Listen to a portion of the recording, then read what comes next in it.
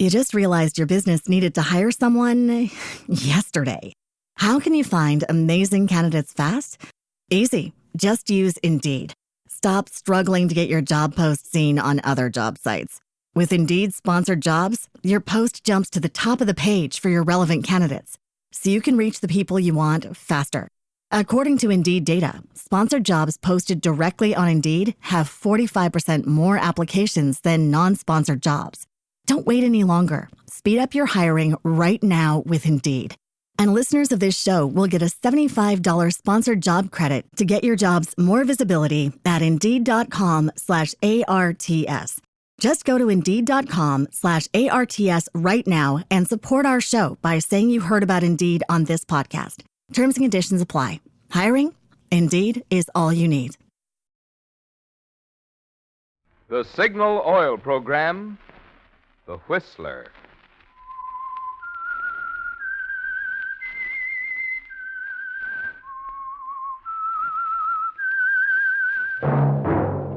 That whistle is your signal for the Signal Oil Program, The Whistler.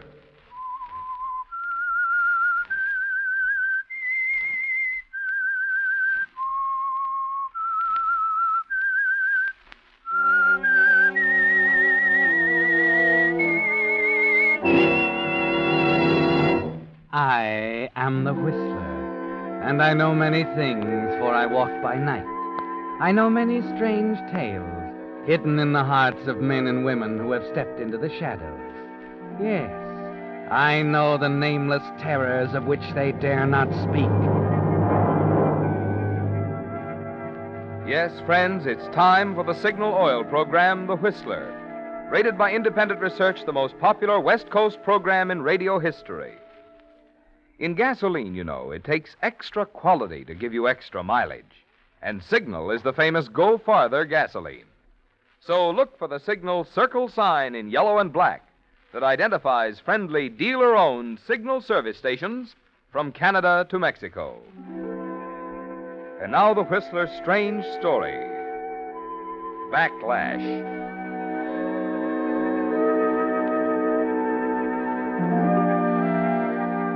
They sat at the table in silence, the dinner almost over. George Turner on one side and his wife Jan opposite him. George could feel the tension between them growing from the moment Jan's Aunt Irene had excused herself to take the telephone call. It was a difficult situation. George had always hated Aunt Irene with all his heart. Only the housing shortage and the prospect of rent-free lodging had induced George to bring Jan to Irene's home and humbly ask permission to stay there. Of course, it was difficult for a man like George to be humble under any circumstances, and by now he was telling himself that it would be the greatest of all possible pleasures to kill Aunt Irene with his bare hands. The muffled sound of her voice was still coming from the next room when George looked up from his tapioca pudding to find Jan watching him quietly. George. What? Well, I don't quite know how to say this, darling. Go ahead and say it. This is Jump on George night, haven't you heard? No one's jumping on you, George. I just wish you'd try to understand. Uncle David means a great deal to me, you know, and... So what? What do you owe Uncle David? What's he ever done for you? Oh, is that the only standard you ever judge people by? What they've done for you? The point is that Uncle David's sick, and I feel that it's right to go to him. You mean Aunt Irene feels that it's right? It was her idea in the first place. Why not admit it? It was my idea, too, George. Now, listen to me, Jan. This is no time for you to travel 3,000 miles across the country to visit an ailing uncle. And don't give me that drivel about owing it to him. Unfortunately, it's not a matter of loyalty. It's a matter of geography. Is that clear? Yes, George. I suppose it is. Do you mind passing me that? Thank you. Well, Aunt Irene? It was Uncle David's physician, Jan, long distance. He says it's only a matter of days now. Thank heaven. Oh, George. At least we'll have something new to talk about at dinner. George Turner, Aunt Irene, please. Well, I wonder what Uncle David thinks. He's always thought the world and all of you, Jan. Why, please, Aunt Irene. I'd rather not talk about it now. Of course, dear. I know how disappointed you must be. After all, Uncle David... Irene, will you forget Uncle David? I will not, George Turner, and don't you dare use that tone of voice on me. This is my house. Good Lord, you have to throw that in my face every night at dinner. Oh, you're just like your brother, aren't you? You look enough alike to be twins, and what's worse, you're cut from the same cloth. Oh, Aunt Irene. Don't stop her, Jan. Don't stop her. She loves it. Like a kid sticking a pin through a bug. Your brother Ed's a criminal. I put him where he belongs. Sure, Ed's a criminal. He belongs in prison. But that's not the point. The really horrible part is the morbid delight that showed on your face, dear Aunt Irene, the day you took the stand and sent him up. Everything I testified was true. Yes. But the only thing that never came out was your reason.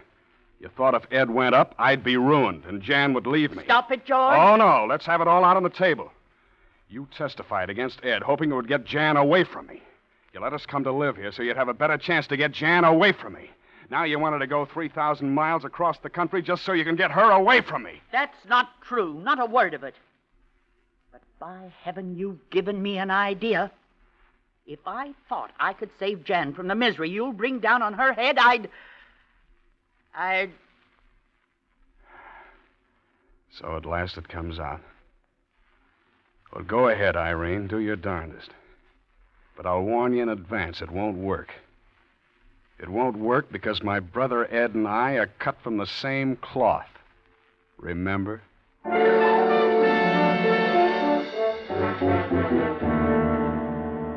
Yes, George, it's all out on the table. And as you stomp out of the house and walk alone down the street of the dark elm-lined street and try and cool off, it all goes round and round in your mind. You know that Irene means what she says.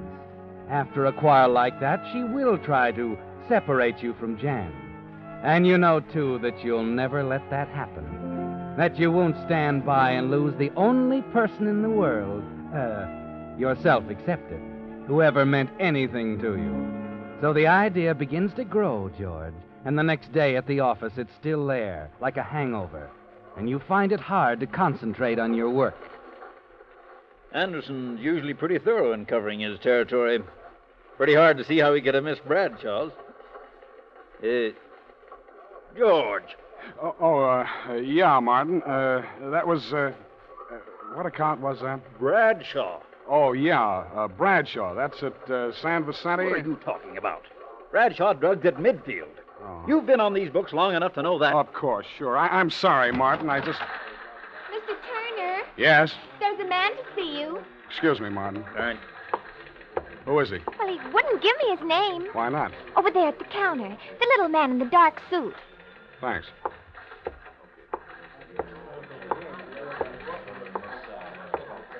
Yes, sir? You're George Turner? That's right. I ran across a little item I thought you might be interested in. 50-cent piece with a hole in it. What? Where? Seen it before? Where did you get it? A friend. That's all? Just this?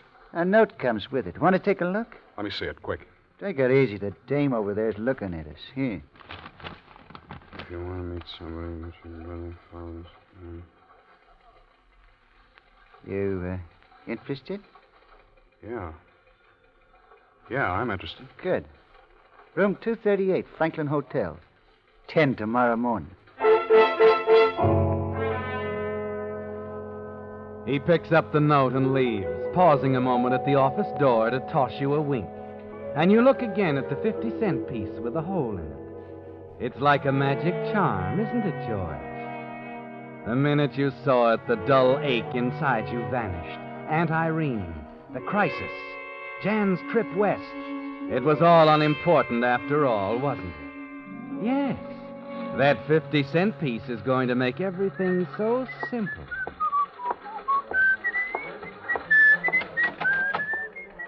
Martin, Yes? you won't mind if I knock off for a few minutes, will you? Yeah, why not? I'll be right back. My wife's going west, you know, probably tomorrow, and... What? I thought you talked her out of it. Oh, not a chance. It's her favorite uncle and all that. I want to pick up a corsage for her at the florist. And another thing, Martin, where was that place you bought the candy the other day? That was the best candy I ever tasted. Valentine's on 8th Street. Oh, yeah. Great. I want to get a box for Aunt Irene. It's about time I did something for the old girl.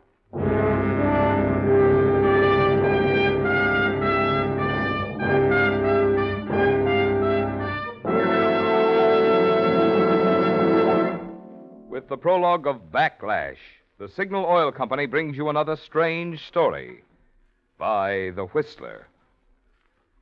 But now here's an important announcement about a change in time for The Whistler. Beginning next Monday, The Whistler will be heard each week 1 hour earlier at 8 o'clock instead of 9.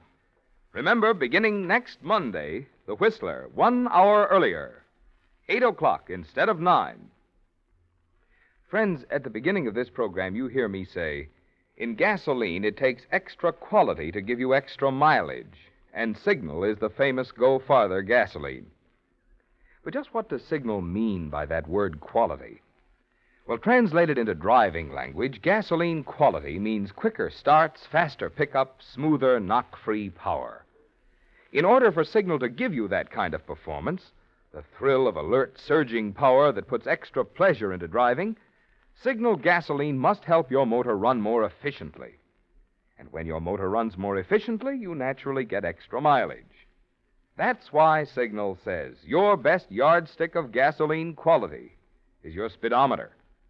Check yours, and you'll find it's true. In gasoline, it takes extra quality to give you extra mileage. And remember, Signal is the famous Go Farther gasoline. Good reason why drivers who want the tops in gasoline quality and those who appreciate extra value are switching to Signal. And now back to the Whistler.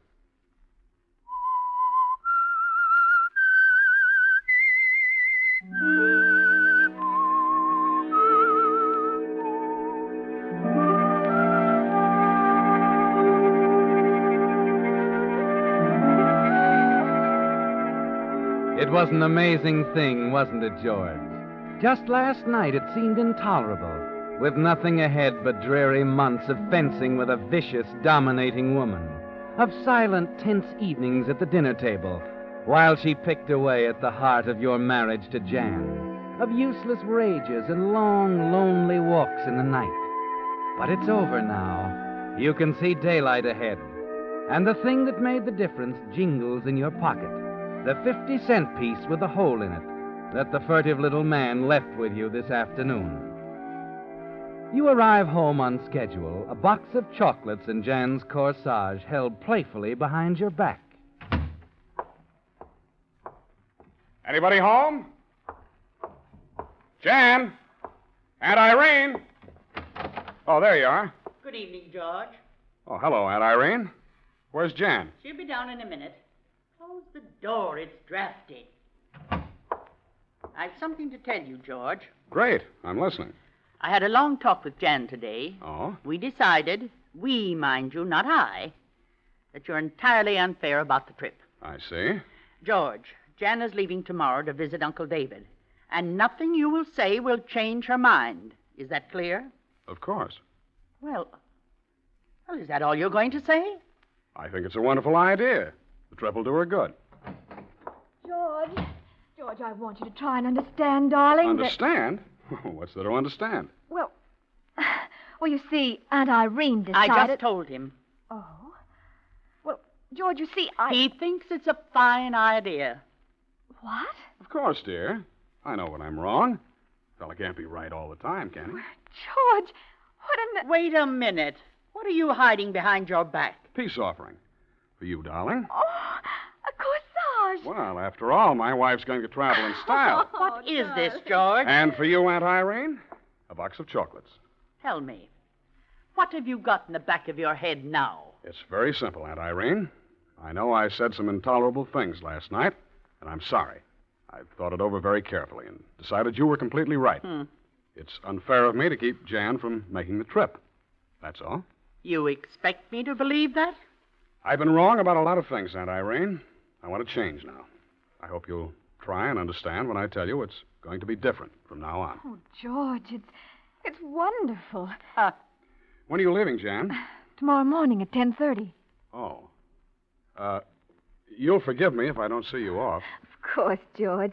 And Irene will drive me to the station. Well, thanks, dear. You see, I I have a very important appointment at 10 o'clock.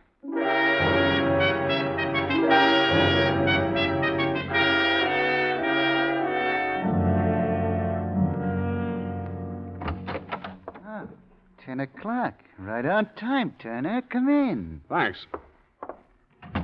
This is Mr. Frawley. Dan, George Turner. Turner? How do you do? Sit down, Turner. Thanks. We dropped the 4-bit piece along with my note to let you know this is the McCoy. You recognize it, I see. Yeah? It's my brother Ed's pocket piece. He's carried it for years. Mm-hmm. Ed's a nice boy. Shame to see him wasting his life away on a murder rap. Yeah. And Dan here likes to help nice guys. Just like he said in the note. Yeah, we want to get your brother out, Mr. Turner. That takes an organization, doesn't it? We got one. Takes money, too. Prison breaks don't come cheap. How much? $3,000. 3,000. Maybe it's not worth that much to you to see your brother sprung. Maybe you don't like your brother. No, it's not that. You said he was a nice guy, Frawley. Tell me, does he still have red hair? Or has prison life turned it gray? Yeah, I get it. You don't trust us, huh? Yeah, your brother doesn't have red hair, Turner, or gray. Sandy, like yours. About the same height and the same build. In fact, you could pass for him. Does that satisfy you? I've seen him? Yeah. Yeah, I guess you've seen him all right. But... You think you'd recognize your brother's handwriting? Why, certainly I would. Okay. Take a look at this letter. George, this Frawley is okay. I know you've never liked me, but please make a deal with him. Someday I'll pay you back. Thanks, Ed. Satisfied? Yeah. But how'll this thing work? That's our end. Don't you worry, we got it cased and it can't miss. When's this thing coming off? Don't know yet. But you can count on this. 12 hours after it comes off, we figure to have your brother in Mexico. I see. You want to think it over for a while? No. No, I've done all the thinking over I have to. But, I'll have to scout around to get that money.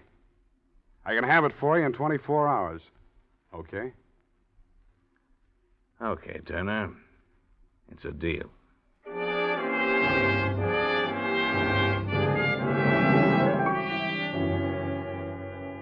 Yes, George, it's a deal. A completely new deal for you. Because for once in your life, you hold a hand that's all aces. And as you go about raising the necessary $3,000, using your wife's trip as an excuse, you plan exactly how you'll play your cards. With Jan safely on her way to California.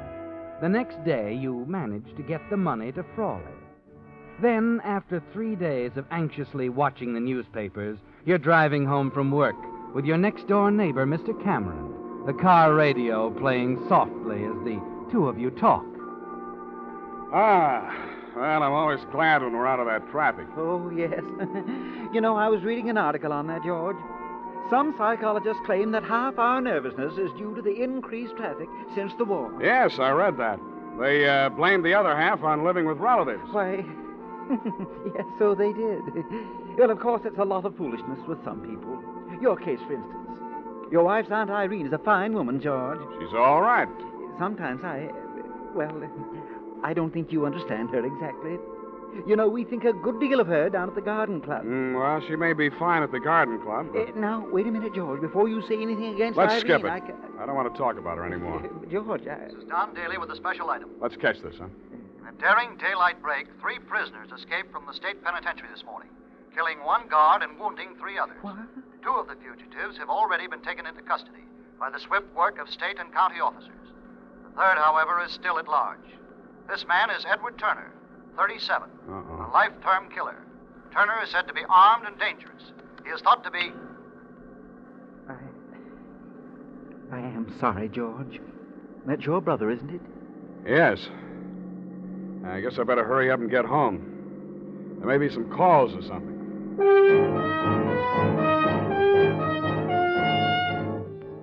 Yes, George, you want to get home in a hurry now. but not for any calls.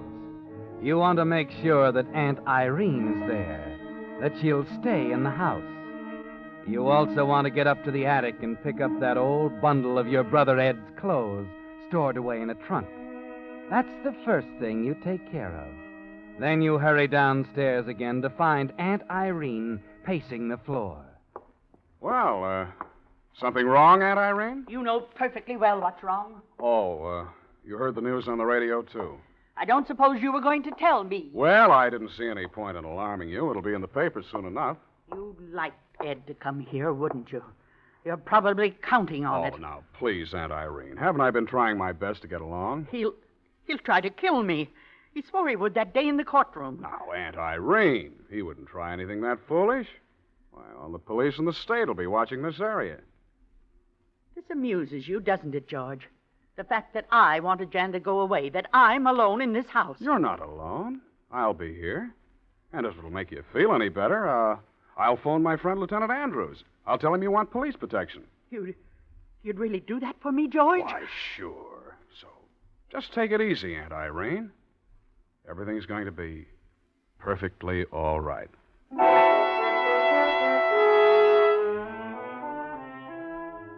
You don't intend to phone, do you, George? You get Irene to go to her room, and then you sneak down to your car in the alley where you left it. You toss the bundle of clothes into the back and drive to a secluded spot at the edge of town. It doesn't take long to change from your suit into the old one of Ed's, and a bit of dirt rubbed on your face makes the disguise more perfect. You're thinner than Ed, yes, but even Frawley remarked how much you look alike. Back in town, you run the car into an alley, cut the lights, and walk the few short blocks to Granelli's Bar, a place that has changed very little since the days when Ed used to hang around it. This is an important step, George. You must establish Ed's presence in town. Hello, boys. Surprised to see me? Yes. Watch it, Granelli. Don't do anything foolish. You see, I haven't got anything to lose. You have. Ed Turner. Hey, you gotta go quick, Ed. The police will be... The police are figuring I'm 100 miles from here. What do you want? I'm short of cash, Granelli. Very short. I thought you'd like to give me $50. No, I can't do that. I can't help a criminal, Ed. So you believe it, too, huh? All that lying old dame had to say. Well, you had a fair trial, Sure, Ed. and they hung it on me, so now I want a fair chance to even things up and beat it. The money, Granelli. Get it out of the register. But, Ed... Get it! All right, I'll get it. This is no good, Ed. They could close me down. So could I. Thanks. Just don't any of you do anything until I'm away from here. I wouldn't like it. And maybe killing comes easier for me now.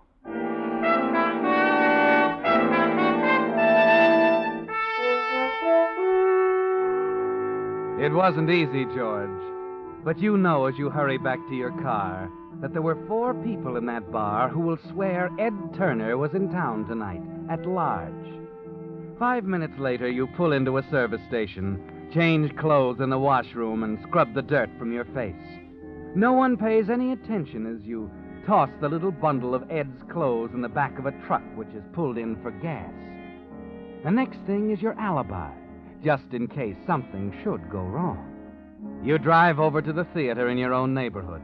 The picture is one you saw a week ago on a business trip. Before going in, you purposely stop and chat a minute with the manager. Then you go inside, take a seat near the fire exit, and sit down to wait. Half an hour later, you decide it's time. You get up, unnoticed, and walk toward the fire door, fumbling in your pocket. Your hand lights on the 50-cent piece. And as you slip out, you insert it carefully into place, holding back the latch. Yes, George, you'll want to be able to get back in the theater when the night's business is over. After you've murdered Aunt Irene. It's only a few minutes to the house from the theater. You walk with quick, determined steps. This part won't be difficult, will it, George? No. You can't wait to walk in on her.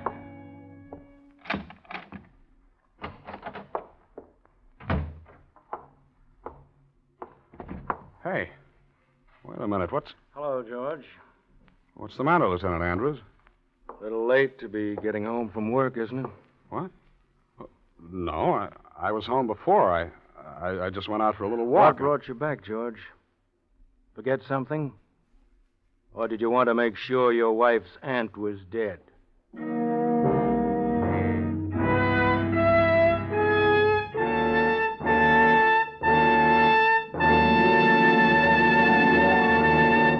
The Whistler will return in just a moment with a strange ending to tonight's story. Meantime, since this is spring, the season when a young man's thoughts turn to love, and also to oil changes, if he has a car, I'd like to say a word tonight on both subjects. Love, that is, and oil changes. If you really love your car and want to keep it young, happy, and purring with contentment, make this spring's oil change a change for the better. In short, make it a change to that amazing new type Signal lubricant that's your guarantee of a sweeter running motor, Signal Premium Motor Oil. You see, because it combines 5 scientific new compounds with 100% pure paraffin base, Signal Premium Motor Oil does much more than just lubricate. In fact, tests prove Signal Premium actually keeps motors 6 times cleaner and reduces cylinder wear 1/3. So remember, if you want a sweeter running motor, if you want to keep wear down and performance up, the oil to change to this spring is Signal Premium Motor Oil. And the place to get it? Your friendly neighborhood Signal service station. And now back to the Whistler.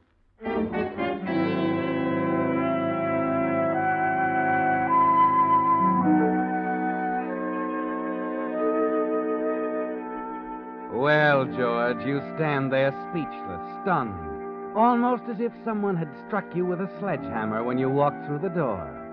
Aunt Irene lying on the floor, dead. Andrews from the homicide squad staring at you, his lean face full of questions. You never figured it this way, did you, George? Not with Frawley's promise that they'd have Ed in Mexico 12 hours after his prison break. But now it begins to make sense, doesn't it? Ed must have decided not to leave without evening the score with Aunt Irene. You take your time, thinking it all through before saying anything. And then you realize that it's better this way.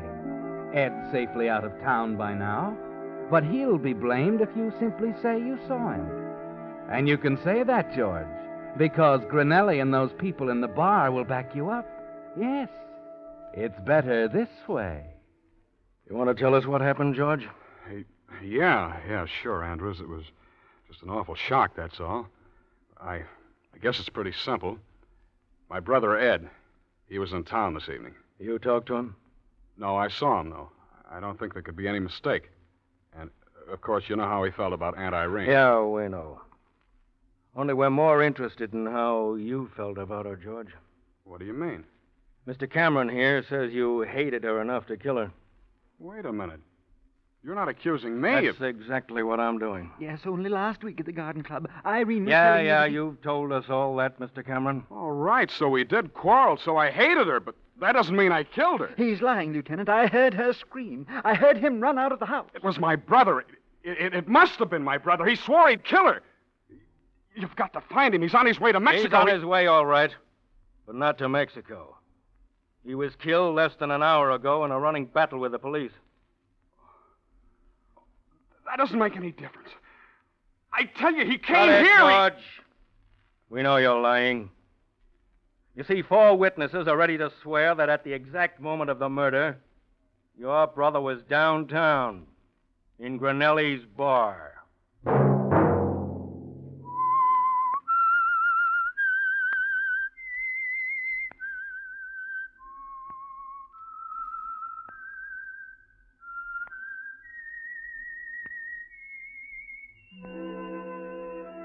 Let that whistle be your signal for the Signal Oil program, The Whistler. Each Monday at 9, brought to you by the Signal Oil Company, marketers of Signal gasoline and motor oil and fine quality automotive accessories. And now let me remind you once more, beginning next Monday, The Whistler will be heard 1 hour earlier, 8 o'clock, instead of 9.